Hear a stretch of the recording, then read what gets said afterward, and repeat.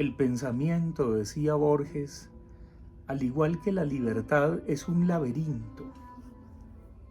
Y en otros acápites de su vasta obra, en torno al laberinto y a los laberintos, señalaba que el laberinto tiene algo de esperanza, porque se cree que tiene un centro, así sea terrible y así allí esté el Minotauro.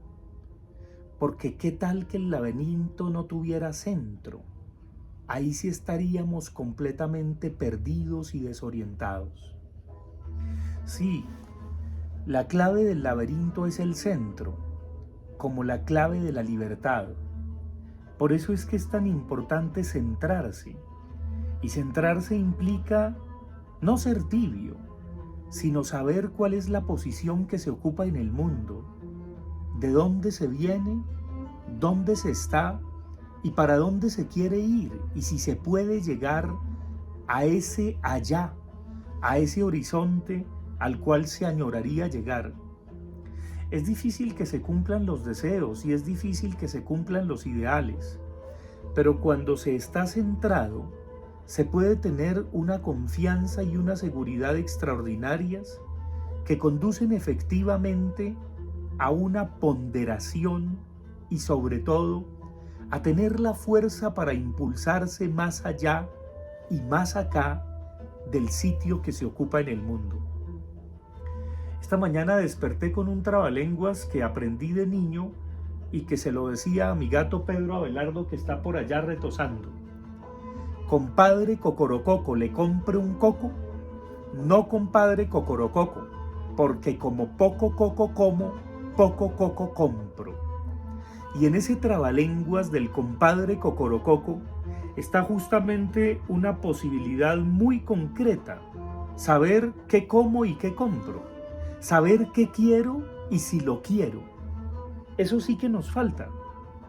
Y yo creo que en una tarde como la de hoy, de domingo, resplandeciente, lástima que no puedo ver el sol de los venados, que es una de las maravillas de la naturaleza y del mundo, pues uno más o menos se va ponderando y va sintiendo hacia dónde va, hacia dónde se impulsa, hacia dónde se dirige, pero solamente con una conciencia plena de dónde se está.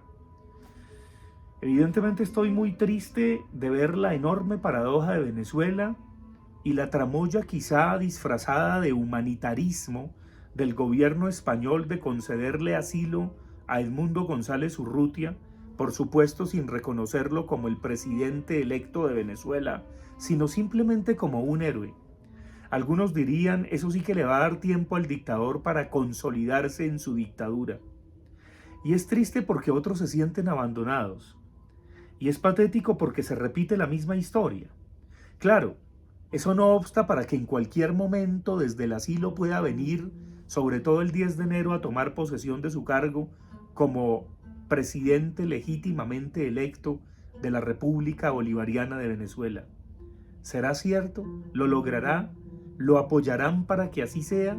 ¿O simplemente todo se dejará decir y pasar y el dictadorzuelo patético de al lado seguirá siendo de las suyas y la gente sufriendo semejante atrocidad de régimen? Esa es una pregunta.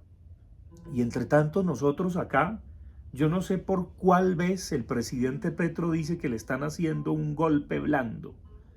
Ojalá no le pase como al pastorcillo mentiroso, que cuando llegue el golpe, ya no blando, sí sea golpe y nadie le crea. Dicen algunos en una caricatura extraordinaria que le sacan al pastorcito que se le crece la nariz. Es evidente que muchos están no solamente inconformes y que no han querido dejar gobernar al presidente Petro. Es evidente que las cosas por lo menos han cambiado de manos y de bandos.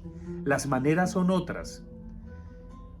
Creo que hay una excelente escritora que hace un análisis de la retórica y de las alocuciones del presidente Petro. Yo no voy a referirme a ello en esta videocolumna. Simplemente vuelvo a lo cotidiano y vuelvo a algo que me parece fundamental, no solamente para la vida política, sino para la vida anímica y para la estabilidad y la ponderación en general de un individuo o de un grupo de individuos. Y tiene que ver con la lucidez de lo que se puede y lo que no, de lo que se es y de lo que no.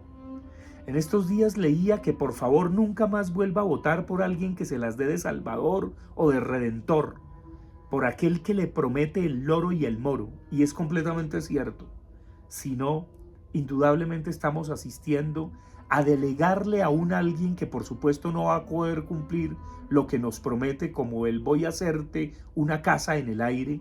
Eso está bien para la poesía y para el vallenato, pero no para la realidad. Gobernar un país, administrar una nación de todos, sí que es complicado, y allí por supuesto hay que tomar muchas decisiones, muchas veces en contra de los propios principios, de la propia ideología, pero sobre todo del propio ego y del propio narcisismo. Me siento sereno, al mismo tiempo defraudado de muchas cosas, pero al mismo tiempo aprendo. Aprendo como cuando uno toma conciencia de cómo se transforman los espacios, cómo se transforman las ciudades, las casas, las calles, las avenidas, las rutas, la vida misma. Es como cuando uno mira un álbum fotográfico de antaño y al mirarlo se da cuenta de cómo la vida cambia, como también nos cambia nuestro cuerpo, nuestras actitudes, nuestro tono de voz, las enfermedades que de pronto pueden aparecer, las debilidades del cuerpo y del espíritu. Pero en el fondo también, a pesar de esos cambios que hacen que se deterioren los objetos, el cuerpo mismo, las cosas que nos rodean, hay algo que permanece. Ese algo que permanece y que nos dice seguimos siendo los mismos felizmente, como cuando contemplábamos un atardecer, como cuando jugábamos, cuando queríamos ser esto o aquello, y cuando nos enrutamos decididamente a eso que a veces es tan horrendo como madurar, pero a veces tan necesario para no querer quedarse como un niño malcriado. Sí, compadre Cocorococo, le compro un coco.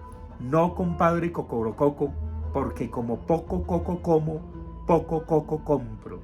Saber qué se tiene, qué se quiere, hacia dónde nos dirigimos. No solamente en el terreno personal, sino también a nivel colectivo. Espero que a Colombia no le venga la debacle. Espero, por supuesto, que estos 2 años de izquierda que le restan al gobierno del cambio sean mejores. Y por supuesto que no sea siempre esa maldición a la que se refiere el escritor Fernando Vallejo, de que Colombia no va mal, sino que siempre va peor.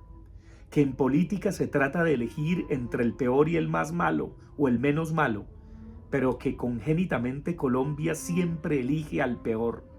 Ojalá Vallejo se equivoque, aunque desgraciadamente tiene una lucidez tan aterradora que rara vez se equivoca.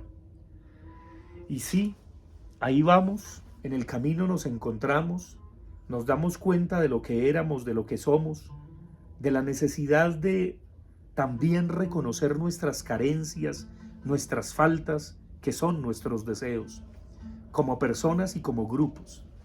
Y allí volvemos a ese laberinto del que hablaba Borges, a la necesaria lucidez de las disposiciones que hemos tenido para ocupar un lugar en el mundo, del lugar que actualmente ocupamos y de quizá lo que anhelamos.